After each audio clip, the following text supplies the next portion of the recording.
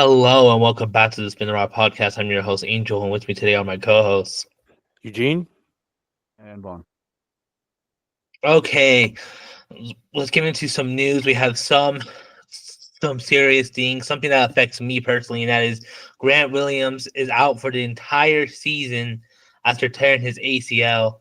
I don't know if you guys been keeping up with the Hornets or even Grant Williams at all. So let me know what you guys think, if anything. I mean, it is a blow to them because I think this is the most competitive their team has been in years. But they're still not like a good team, you know. Yeah. It, it definitely hurts a team like them that is trying to like hit the reset on just being the Hornets. Essentially, we all know the Hornets' reputation. Yeah. But like at least Grant Williams was like a vet. He's been on good teams in the past, and he kind of knows the ins and outs of like what to do here, what to do there. So definitely sucks losing him, but other than that, I can't really give you the spill on Grant Williams has been doing on the Hornets specifically because I catch like maybe 5 minutes of Hornets game before I have to turn it off. Like as Melo is exciting, the rest of the team is just a nothing burger. Right. Yeah, I mean I pretty much agree with what Vaughn said.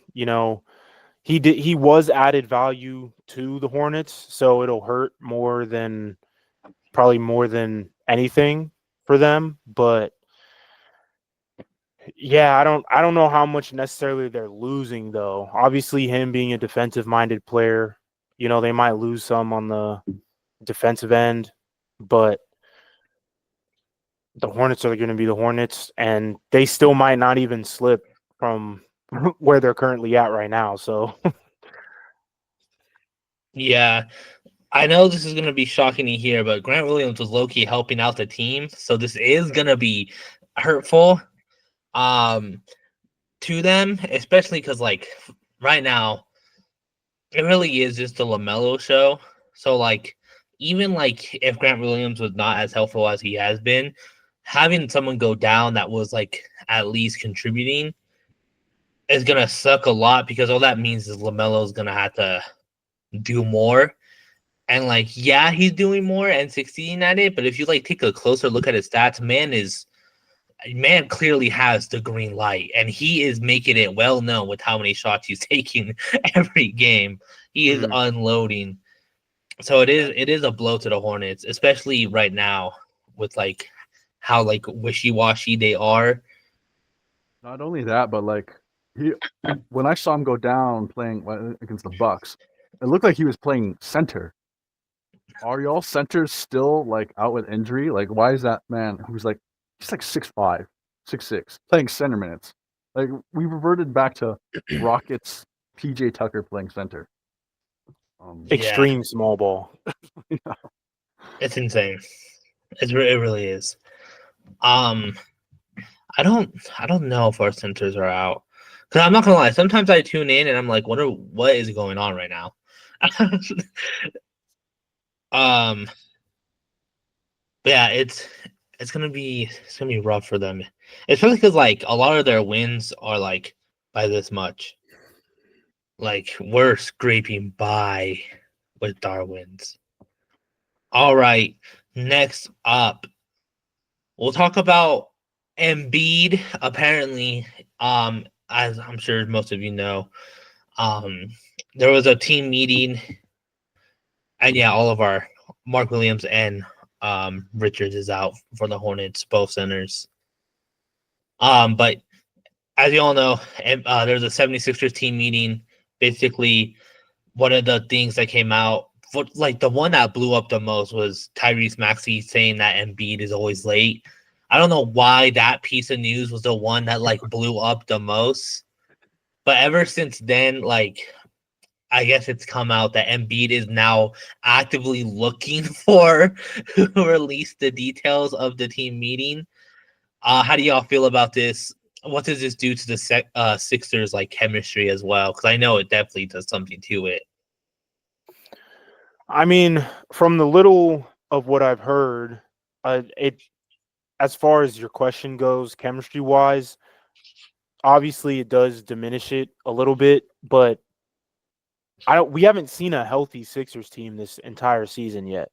So we probably won't see that, maybe even up until after, the new year, like what their actual full healthy squad looks like. And then maybe even by that point, all of this will be, past them, and, they'll be hooping or whatever, maybe get on the right track. But right now it hurts, but not as much as it would because most of the team is not healthy. Yeah, it doesn't surprise me that tensions are high among the team and why this would blow up like this, because they're bottom 2 in the East right now. This is like, imagine as low as this team is going to be, because of the injuries and now this situation. I think it's a little blown out of proportion because I've seen like fans in comments or fan accounts being like, who leaked it, who leaked the, this team meeting. I think it's the wrong takeaway to be worrying about that stuff. Like, No, for real. really get your head right. Make sure you're at 100% when the whole team is healthy. Even if the team's not healthy, see what you can do now, like if you're a player or a coach. But it's just so silly. Like these little things, these little stories throughout the NBA season. They're fun and all, but I'd like to get back to watching the Sixers be competitive again because they are sorry right now. They're getting back to their old Sixer ways, bro. No, they really are. I think I'm fully with you, Juan. I think it's crazy. Team meetings get leaked all the time, bro. Like to your star player, like the main focus for him is to find out who leaked it. Is like someone has to pull him aside and be like, bro, just focus on playing ball. Like you do not like. What are you gonna do when you find out who leaked it? Like what are you gonna like? You're gonna beat his ass? Okay, cool. Like now you're suspended, bro.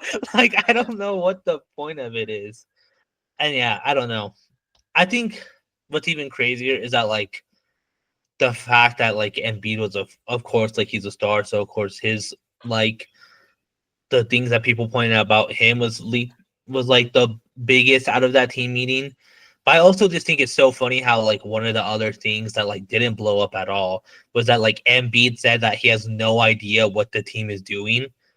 And it's just like, bro, that's like so bad that like one of the main components of your team is like, okay, but like what's going on? Like I know we're injured, but like what are we doing right now? Because half the time I don't know what we're doing. And I think it's just like I think the entire franchise is just in shambles right now, bro. I think once everyone is returned and healthy again, I think the ball, like the actual playing, will be better. But like, bro, I'm like 99% sure that they're still gonna be like kind of struggling for the rest of the season. They might not be bottom 2, but I don't see them winning a chip at all this year. And I'm more confident than ever.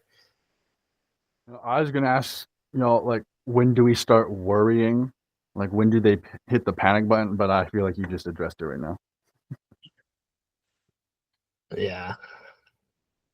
All right. And lastly, for our big piece of news, Porzingis has officially returned to the Boston Celtics. I think he's been out the entire season, right? Yeah, so far. Yeah. So this is big news for them because they just beat the undefeated Cavaliers. So much for going undefeated into the All-Star break. Oh, you're muted, Eugene. I did say though that they would or could probably lose one of those 2 games, whether it was the NBA Cup or just a regular game. So I still predicted it, but I still feel like they can beat the Celtics, bro, any given day. It might be harder now because Porzingis has returned. Right. How do y'all feel about this? Because right now the Celtics aren't bad, but they're still comfortably second. how do y'all feel about this? Do you think this will make them better, or do you think they're just gonna keep being the Celtics and keep firing on all cylinders? I I mean, think. Yeah, go ahead. he will definitely increase their offensive output and probably defense. I don't know how well he was playing last year on defense, but he's 8'32". You know what I mean? So like he's always going to play some sort of factor on the defensive end. But I think the Cavs look really good. Like the Cavs look really good this season. So they could probably make it more interesting than it already is in the race for first in the East. But I think you'll help like in a more significant way than probably we're all thinking. I'm excited to actually be at 100% for the team again, because as well as we were doing, there were times in certain games that we lost where I'm like, oh, Porzingis would have made that shot. Porzingis would have been playing help defense right here. And now he will be here. We'll be like a complete team again. It's just more fun, especially he's 7 foot shooting threes like crazy. Like not all teams get that luxury. And then especially like he completes the defense, I would say. As much as I love Al Horford, he's more of a slow and methodical defender, best put against other bigs. But Porzingis can play at other bigs and play at the 4 spot if he needs to, and then stop driving lanes. It's just for me, it's more exciting. It's probably not fun for the other team going against this. Like, really hard to scheme for. Yeah. As for the Cavs, I really hope they keep the 1 or the 2 seed, because I would really love to see Celtics Cavs Eastern Conference Finals. Like that's what I'm praying for right here, because like the Cavs have also been really fun. But in the past I've called them more of a regular season team. I still believe that, but I would love to be proved wrong here. Yeah, and right now, I mean, since that loss, they're already back on track, like winning games. And then, yeah, even the Celtics on a 5-game win streak. So it really does seem like it's going to be a Cavs Celtics conference finals, which is going to be so fun to watch, honestly, if the Cavs are as good as they seem to be, which I feel like, they actually might be. Who knows? All right. I don't know if you can tell by my background, but today is a Thanksgiving themed episode. That's the Turkish team, Turkey. Crazy. So we have we're having a special Thanksgiving themed episode, and we all have I have 2 things. I don't know how many things you guys have, but we all have okay. We all have 2 things that a team should be thankful for. I'm gonna kick it off because I want to like set the tone for it. And I think the team that should be thankful for the most is not even a team, it's Warrior fans. Warrior fans should be so thankful because unlike the rest of us, they haven't had a dark day since like 2015, maybe even earlier. Every time that team looks like they're gonna fade into the background, they're gonna be poverty for a couple years. They're poverty for 1 season and they win the chip, or they're poverty for a couple months and oh, look at that, they're sneaking into the playoffs and beating the Kings, who haven't made the postseason in years. I just think Warriors fans should really be thankful for the fact that their team somehow always pulls it together and becomes competitive after just a small stint of being bad. Somehow, some way. It's so annoying and I hate it. Especially living in California, But it is what it is. Curry is him. Curry is him for sure. But like Buddy Hield, he has stepped up. Kuminga stepped up defensively. Like that was a big hole in his game for a long time. It's just like everyone is playing above their weight class at the right moment. And I hate it and love it, I guess. Because like I'm a born and bred Warriors hater at this point, but I'm forced to be a fan right now. But yeah. Also, the anti-Steve Kerr agenda is just being proven wrong right now. Bro, I thought I had so much ammo this year. The FIBA fumble, the Olympic weird rotations, last season just being so poor in general. And then he comes back this NBA season and they're like, what? I think they're still third. They might even be second or first at this point. Yeah, they're first. I'd for first. Like, come on, bro. It's so infuriating. And like, bro, we have Warriors fans who are our age who never even knew a time where their team was bad. Even Eugene, Lakers fan, has known more pain than Warriors fans. And it's so infuriating. All right, what do you guys have? I'm a stick with the fan route. And I'm going to say NBA fans in general should be thankful that the Grizzlies have turned around from last season. Obviously with Ja being hurt, that was a significant part of their offense.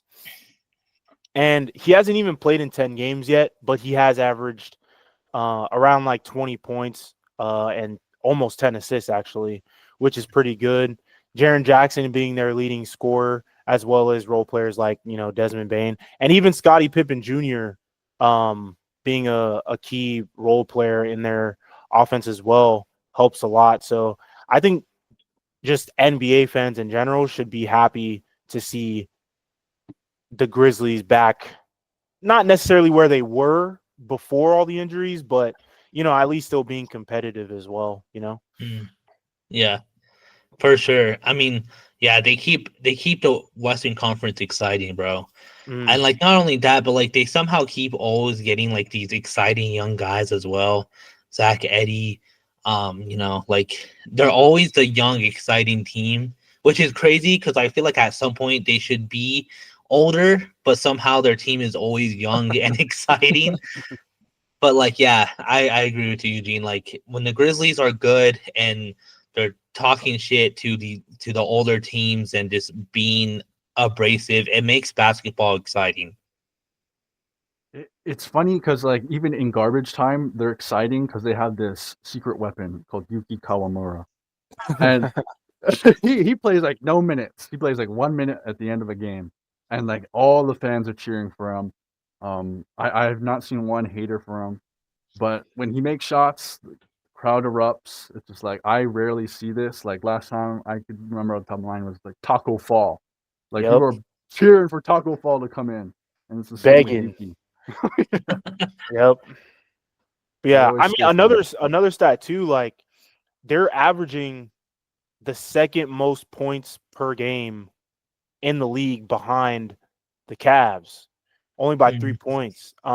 Narrowly beating out Boston, but just because like they're sitting, where are they sitting right now? They're sitting like 7th seed right now. Yeah. So it's like just like they're putting up that many points. If they could just hold opponents to just a couple fewer, more points, they might jump up a couple spots and be contending. So it's just, and like you said, Ja is injured right now, and like he is like a big part of their offense. But like you look at their record, and like the only reason why they're 7th is because they're in the West. They're well above 500. Like right. So like once Ja comes back and hopefully stays healthy for most of the season, like they might have a chance to like overtake like the Clippers, the Nuggets. If Houston ever comes back down to earth, they might even get up to there with Houston, the Lakers, and the Thunder and Warriors. Yeah, like they have a chance to be a lock-in team. Right. So like who knows? And just kind of a tangent, going off the standings, even the Spurs, who are 9-8, they're only 3.5 games back, and they're the 10 seed. Like anyone from 10 to like 5 really has a good like there could be a good mix up. You know what I mean? Yeah. Based on injuries and just who loses to who, things like that. So the West is looking really competitive this season. Mhm. So someone mentioned the Rockets, and my thing the Rockets has to be grateful for is Ime Udoka.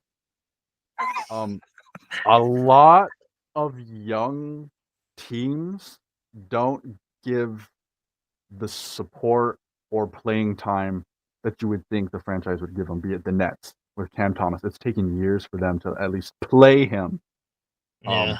But Ime Udoka always finds a way to play all these young guys because they have a good mix of vets too, be it Steven Adams, Jeff Green, Fred VanVleet, Dylan Brooks. Like he could just play them 36 minutes a game if he wanted to. But I think he recognizes the strengths of his full roster. But also, this man is low key a coaching genius. Even in losses, I've seen him draw up plays that have given them a shot. Like I can't remember what team. It might have been sometime last week, but last play of the game, there's no time on the clock. Fred VanVleet inbounds it, and somehow Ime drew up a perfect play to get Alperen Şengün. Oh, it was against the Bucks. A wide open layup. No one was in the paint with him, and Fred VanVleet just whiffed the pass, bro. Like the brains that went behind drawing that up just for that execution is disappointing. But don't let this man get in the playoffs. He will be a problem for whatever team faces him. He's got all the tools on this Rockets roster. And it's been years. I think Rockets need this. Since the James Harden era, it's just been nothing but sorry. Like you thought John Wall was a replacement, didn't happen. It took forever for Jalen Green to get to this point, but here we are. Good job to Ime Udoka, for real. I can't say much about the Rockets. I mean, they're sitting a 3 seed, and it doesn't seem like, Ime was phased by all of the, Celtics blunders that he had or whatever. But, he's proving that he's a good coach. So as long as you're proving your worth and you can do your job, there will always be a place in the NBA for him. So I definitely also was very surprised that the Rockets have been a hard 3 seed, for about the entirety of the season so far. We'll see how far it holds up, but I believe in everything Udoka's got going on right now. I mean, yeah, and it's also like I never thought Jalen Green would get to this point, bro. I honestly had I kind of gave up on him because of how long it took, bro. Like it took a while for him to get to this point, and credit to him as well. But you got to kind of look at it did Ime Udoka have any factor in that? And I'm sure it was if he did, it was 70 Jalen Green, 30 Udoka, but still the fact that he even reached up this point at all says a lot. But also what a way to bounce back, bro. Mm-hmm. Last year they were nowhere near this point. I feel like a lot of people are oh, the Rock is kind of it was a dud. They weren't as exciting as we thought they would be. And then now look at them, third in the West, which is crazy. If this was the East, I would being oh, who cares? But it's the West, bro. Third in the West with the Thunder and the Warriors only team above you is insane. Right. It's like a Thunder-esque comeback, Yeah, for sure. 2017 again with all the teams that are in the top seeds, bro. It's crazy. Okay, my second thankful for is I think the Wizards should be thankful that there's always a team worse than them. I don't know how they do it, but there's always at least one team that's worse than them that makes people not shit on them more than they should be. This last year it was the Pistons with Kyle Kuzma saying you don't ever want to be that team. And this year it's the Sixers who are just somehow beneath them, which is insane. or not beneath them, like one game above them. So I feel like the Wizards should be really thankful that the Sixers exist this year, because if not, Jordan Poole and Kyle Kuzma would be getting way more hate than they currently are. I mean, would they though? Like, bro, I feel like the Wizards are just and have been for a while, basically like since Bradley Beal left. I feel like the Wizards have just been the forgotten team of the NBA. You know what I mean? Like, no one really thinks about them. Who's talking about Kyle Kuzma now? Who's talking about Jordan Poole? Who was talking about Jordan Poole when he went to the Wizards? You know what I mean? Like, Mm-hmm.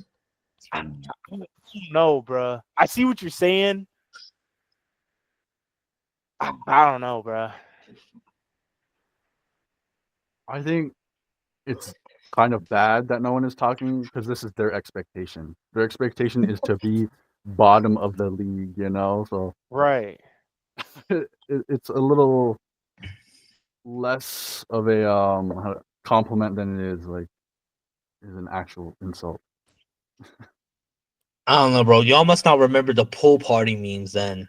Because when he went to the Wizards, bro, everyone was saying that they were going to be up and it was going to be a pool party, and that Kuzma and Poole are going to like bring the Wizards back to life. And I feel like they got worse since that trade. Yeah, low-key. I feel like they got worse. So I'm just saying, like, it is kind of crazy to me how there's always like at least one team that's somehow worse than them. Like, and I feel like they should be thankful for that, bro, because if not, they would probably like just like have no attendance whatsoever. Jordan Poole and Kyle Kuzma would probably like fade out of like basketball fans' memories everywhere. I wonder how cheap their tickets are. Bro, their tickets are probably dirt cheap, dude. They gotta be so cheap, bro. All right. So my second one, my honorable mention will be this white boy behind me, Don Connect. He's been popping off lately, but he hasn't been popping off all season. But my pick will probably be the most obvious pick, and to the man he's gonna lose to in Rookie of the Year, Jared McCain. Now, the Sixers should be thankful for Jared McCain. Yeah. I was looking at his stats, and obviously I've seen like, the 30 points, the 20 points, but I was like, how has he been doing the entire season? This man has only had he's only had 2 single-digit games so far this entire season. So I was like, all right, yeah, like he's popping off. So God forbid anything happens. I'm not going to say it, but y'all know what I'm thinking. It'll basically be a Rookie in the Year in his hands, basically, like easy money. But yeah, his highest game has been 30 points, then 29. Oh no, 34 points, then 30, then 29 points. But yeah, Jared McCain, bro. He's like, I knew he was the real deal, but there are some players like you expect them to do good, but then don't expect them to do really good. He's doing really good in his rookie year.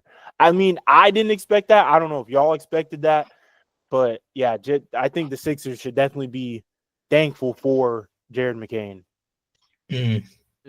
If you told me the Sixers rookie would be outscoring Paul George, I'd have called you crazy.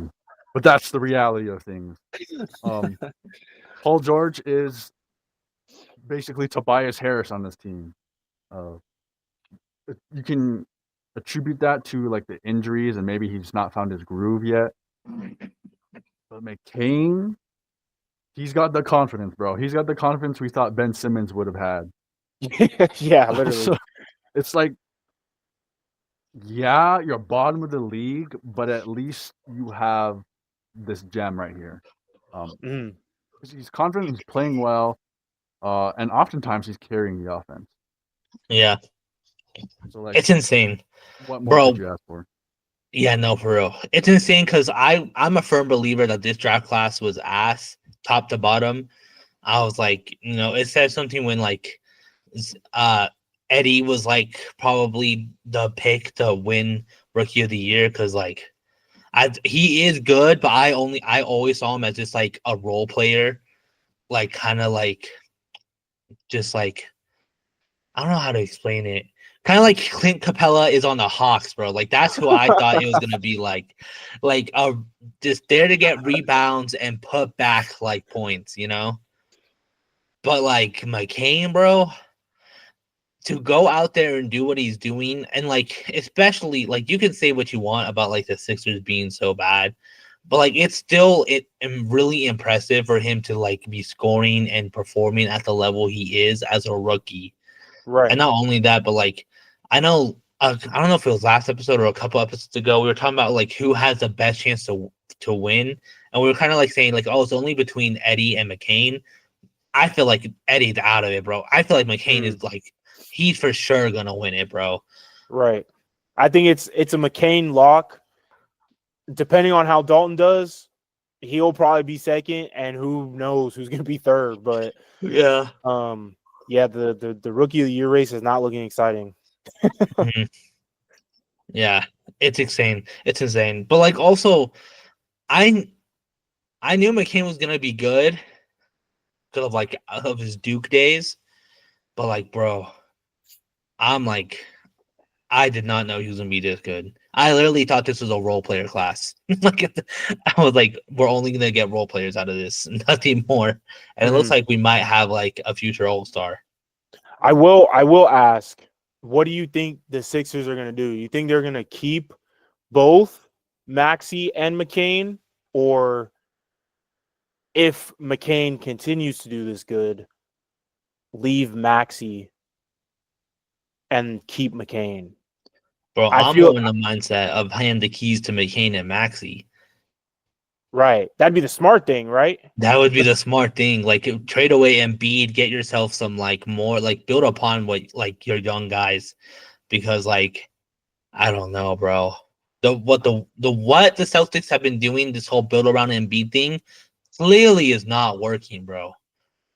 Well, it's also they don't know how to. They've had plenty of opportunity to, but it's already taken them this long, and the fact that it's taken them this long says something. And then, the players that they got aren't playing because they're hurt. So it's like, time. I don't know if time is running out or if it already has ran out, but I don't know. The Sixers are being the Sixers and will continue to be the Sixers in every way, shape, and form. That's why I asked that question, though. Like, you think they're gonna go Maxey and McCain, or just McCain, or I don't know, blow up the whole thing, keep McCain? I think Sixers would be scared of having two offensive guards because, like, they can try all they want. They're not really known as defensive guards, both Maxey and McCain. But Yeah, just look to the Cavs. Garland and Mitchell are working, and like number one in the East, and they don't look like a fluke. That's something to build towards and model yourself after. I think too many teams are focused on being the Celtics, but if they're going to trade Embiid, they shouldn't tear down their young duo here. And even just look at the Celtics, and people were saying they got to trade one of Jason Tatum or Jaylen Brown because they're both wings. They're both wings with similar skill sets. Just ignore them. I really don't want to see those guys traded away if they can build something unique here. But that might happen, bro. The Sixers have been dumb before. That's what I'm saying. They'll be dumb again. Kind of to go off the Cavs point, you were saying like you don't know if the Sixers could have two offensive guards, but if they were to build a team like the Cavs, that would just mean they would need two, I don't want to say really good bigs, but at least great role-playing bigs, Now, obviously, Evan Mobley and Jared Allen aren't role players, but if the Sixers wanted to work such as the Cavs are, I think they would at least need either two really, really good bigs or like at least another really great big. But I don't know like who that would be, who they could go after.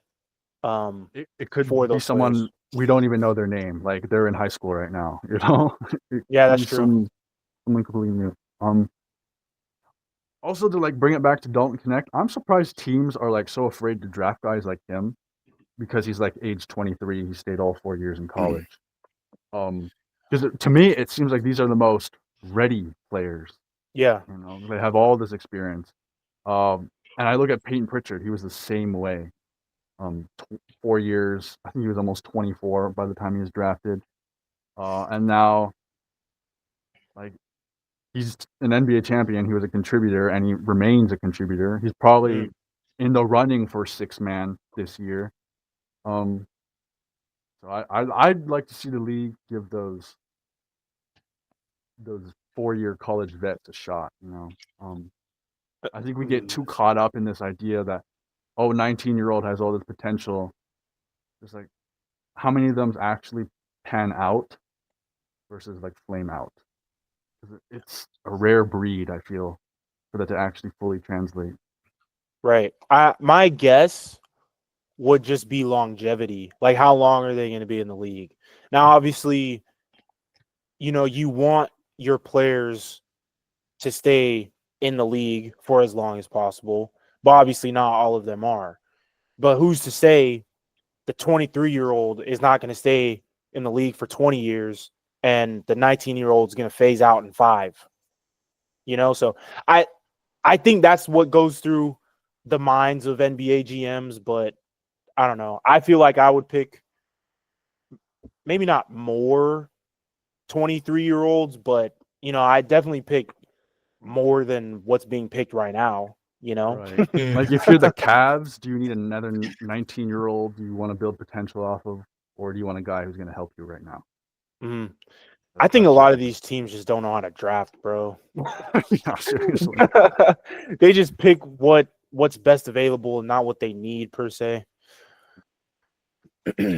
Yeah, okay. I don't. Yeah, sorry.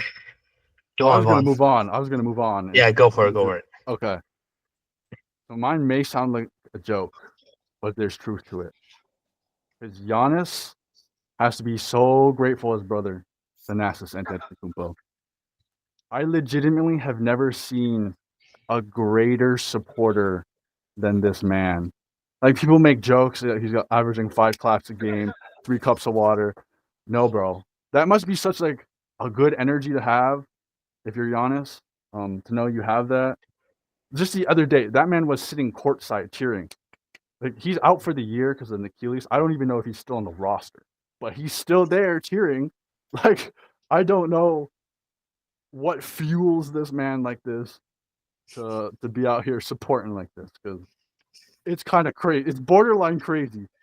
But yeah, I thought I should bring this man up, considering it's Thanksgiving, the time you spend with family, and bro, Giannis has Thanasis. And on top of that, like, y'all saw the post that I sent y'all in our group chat. Yeah. Like, bro, he's not only posting himself, but he's posting the entire team as if his account was like a fan account, bruh. Like, just their whole family is thankful for each other, bro. It's crazy. It's crazy. But I mean, I don't hate on Thanasis. Like, he's an NBA champion, Yeah. So like, it's I have nothing to say. Yeah. I was laughing because I thought about the post Eugene sent us. And it really is crazy. I mean, yeah, this man was getting like, the jokes of like 2 water bottles passed out, 5 claps. But like at the same time, bro, like at least there's someone positive there. Because it would be hard to be positive in times like this where like you're just kind of fighting to be relevant in the Eastern Conference, which is like something if you're the Bucks, you shouldn't be fighting to do that. And so like having like Giannis having like that around him must be so like helpful and probably eases a lot of the stress. But it's also just so funny, dude. So it really is just like having like a cheerleader on the sideline for yourself. Yeah, who's to say the Sixers would be where they are if they had a Thanasis on their team? You know? A veteran hype man. That's what they need. No, for real. Any honorable mentions before we move on? I, as a Celtics fan, got to bring up Peyton Pritchard only because he might be the best end of quarter shot buzzer beater maker I've ever seen. Like, I don't know how he's so consistent at it, how he's built this skill set, but like, you know who the ball is going to at the end of the quarters because he makes them. And you know what's crazy? Teams are still not going to guard it. Yeah. They're just going to let him shoot. I think they're just too worried about fouling him. But like, I haven't seen someone do it like him quite as consistently as this. Like the only guy, maybe Luka, if he tried. Mm-hmm. But or Curry that one year. Oh, there was Curry, one of their dynasty years. I don't remember. He was just making crazy, like shots at the buzzer. I already said my honorable mention. My honorable mention is JJ Redick. The Lakers gotta be thankful for that man. He's calling timeouts when he should. He's doing lineup changes as he should. He's not writing on the board that's like just words and motivational speeches. He's actually writing plays. Yeah. He's keeping his hands out of his pockets. He's challenging shit. LeBron hasn't had a single meltdown yet, bro. It's insane. Lakers fans should really be thankful for JJ Redick. I will say, like, he has surprised me a lot more with no coaching experience. Yeah. You know what I mean? Not even college coaching experience. So, like, obviously, you know, he's not still a player, but like he still has that player mindset, you know, being out of the league for it's got to be like less than 10 years. But less than 5 maybe. It's not been long. Like, right. He was in that locker room not too long ago. Right. So he knows how everything still functions and then, you know, things like that. So it helps that essentially you still have a player coach. You know, even same with like Jason Kidd and wait, he might be the only one. Or am I bugging? That's a coach now? Yeah, like a recent player that is a coach now. A lot of role players actually, like Ime Udoka used to be a player. Darvin Ham was a player. Darvin Ham. Luke Walton was. But I know what you mean. Luke Walton. Like, Steve Nash, like he flamed out quickly, bro. Super quick. And Jason Kidd looked like he was going to too until he revived his career with the Bucks. With the Mavs. Was it? Oh yeah, so Nets, Bucks, then Mavs was his career. So yeah. Anyways, my whole point was I'm surprised to see JJ Redick's doing even just good. You know what I mean? Like not even like this good, but just doing this good in general. Yeah. He definitely has it is brain. surprising. Like benching D'Lo has been wonders for the offense. But also at the same time, with D'Lo, he got rid of his ego, so that helped even more. Like if Darvin Ham had asked D'Lo to do that, it probably wouldn't have worked out as smoothly. You know, D'Lo would have been off the team, bro. All right. Before we go, of course, it's our Thanksgiving themed episode. Best dish you would see at Thanksgiving. MVP of Thanksgiving. I'm going candied yams, bro. My mom's candied yams are so good. This is actually tough. This might be the hardest question you've asked me all day. Alright, bro, I'll go. Bro, nothing beats like if the cranberry sauce is bad, my whole day is ruined, bro. I gotta give it to cranberry sauce. If that shit is good, it's always gonna be the MVP of the meal for me. Okay, I'll ride that hot. There's a very slim group of people out there that I think can make a very good sweet potato casserole. And if it's good, it hits. If it's bad, it's like makes me question if you're a human or not. Like there's no way you just gotta do that. That's crazy. insane. And then who is the LVP, the Tony Snell? Who is the Tony Snell of Thanksgiving? Bro, me, I have an answer. Green bean casserole. Get that shit out of my sight, bro. I know, low key. I'm like, I love me some green beans, but like, bro, green bean casserole is just not good, bro. Get It's that just shit not out good. of my sight, bro. I'm skipping that shit every time.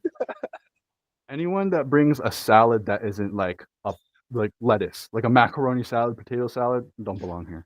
Get away from it. I was gonna say that too, like low key, like potato salad. Not that I don't like it, but it's just not Thanksgiving, you know? Yeah. Yeah, bro. Yeah, I think for me, potato salad and macaroni salad, it always replaces something that should be there, but because that person brought that instead, it's not. You're like, oh shit, where's this? And it's like, oh, I brought macaroni salad instead. And you're just like, all right. It's like the one thing Thanks, of I 5 guess. things they can make. Yeah. All right. If you're looking for the audio format, we're on all platforms. So make sure you give us that good old 5-star, leave a review. For video format, we're on YouTube. So make sure you like and subscribe. Let us know what a team should be thankful for, and let us know the MVP and LVP of Thanksgiving as well. We're on all social media platforms at Spin the Rock. Thank you for listening. See you again next week.